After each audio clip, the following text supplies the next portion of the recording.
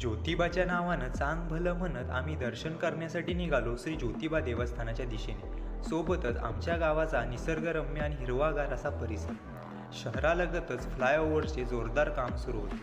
कोल्हापूरचा टोल नाका आणि शिवाजी युनिव्हर्सिटी पार करून आम्ही पोचलो पंचगंगे नदीच्या पुलावर. तिथून ज्योतिबा देवस्थानाकडे मार्गस्थ झालो.